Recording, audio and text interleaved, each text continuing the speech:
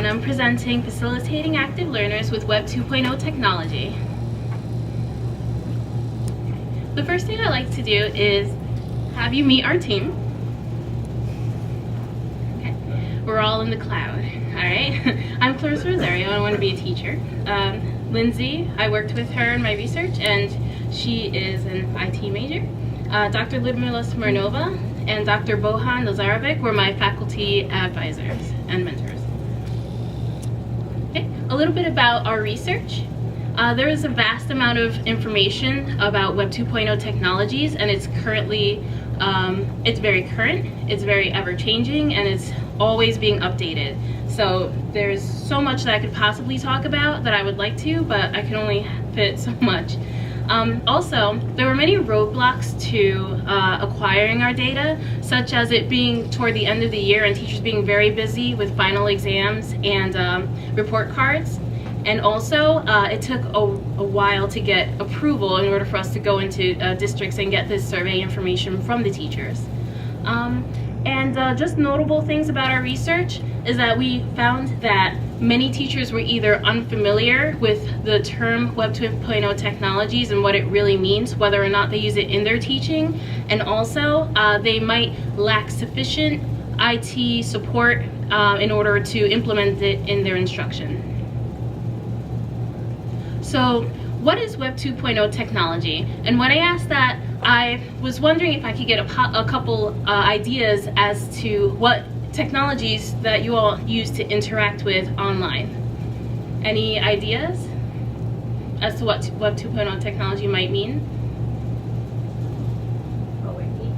A wiki, which is an online site that we use to put in information, like a portfolio tool. What other websites do we like going to? Twitter. Twitter is a website in which you can communicate with many people instantly in the form of a mini blog. Anything else?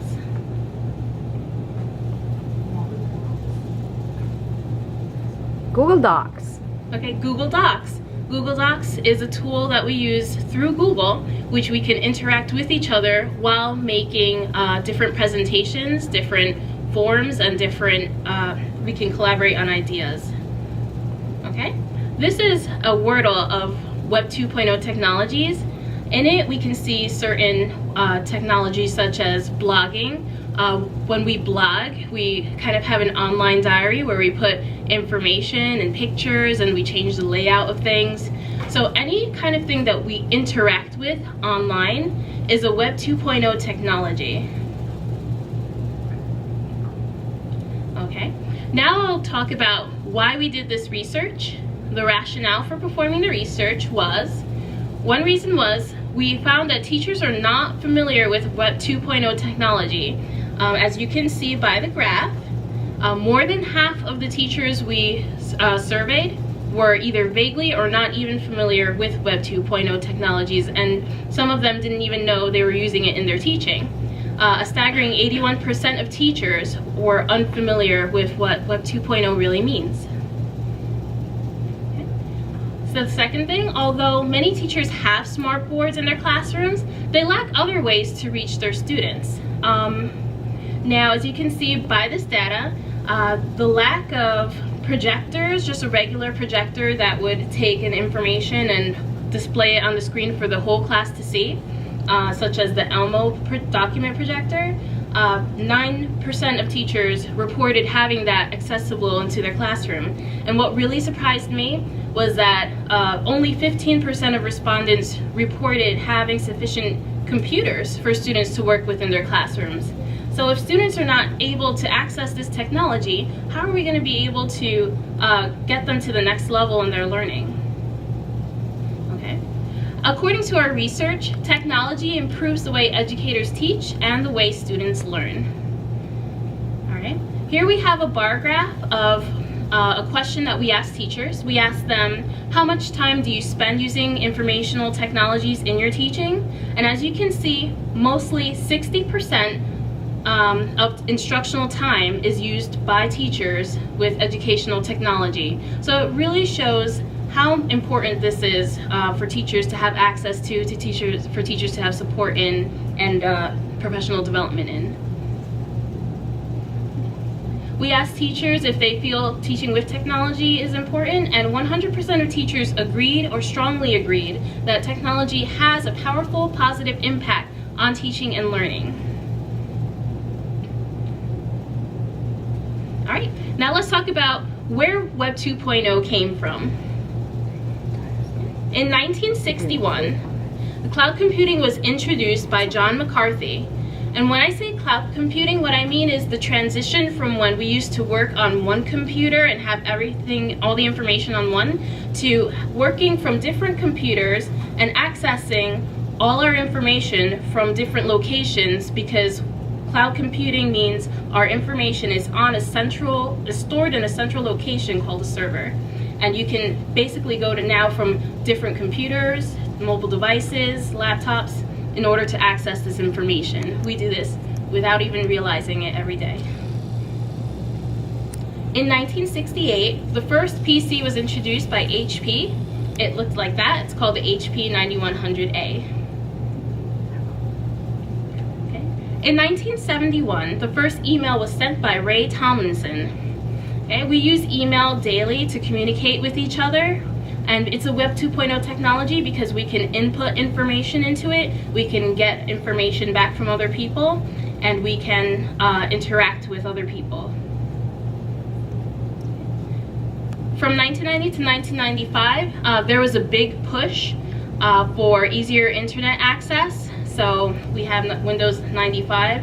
It was a really big way for even the common people to get information through the internet. And I'm skipping over tonight to 2007 because that has a lot to do with our research. The Apple iPhone was introduced then. All right, as part of what was called the mobile revolution, where there are applications that can be used, which will be talked about in our next presentation. And that brought up the expression, there's an app for that. And in 2010, the first iPad was introduced. And it had features such as improved processors, you could touch the screen, it played music, web browsing, and it's basically now it's so portable that people just bring it everywhere with them. They use it for all of their needs wherever they can be in any location. Okay. So I'd like to talk about the types and uses of Web 2.0 technology. Collaboration, and Modo is a site where teachers get together and share their information, such as lesson plans and games and ideas. And it's really a great interactive site where teachers can collaborate with each other without even being, they could be in different states, could be in different countries. Content acquisition podcasts, I know, are used in several districts. And what they are instructional videos that teachers create.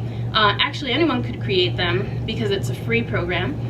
And teachers could use whichever videos they want to integrate them into their lesson plans.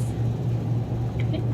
Engaging projects. Web 2.0 could be used to create e-folios, such as this one on Weebly. And it has an interactive menu bar where you could easily set up your layout of however you want to make it. And I also include a side navigation tool in which you could go to any different page on it.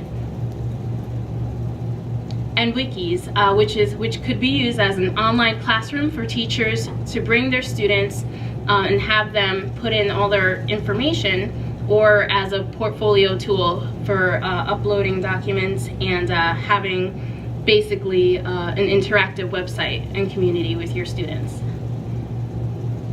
Okay, I used a Web 2.0 tool called Photo Story 3 to make this short video. I basically taught it to myself, and I just made one of my student teaching. I created a picture walk using Photo Story 3, a Web 2.0 presentation tool.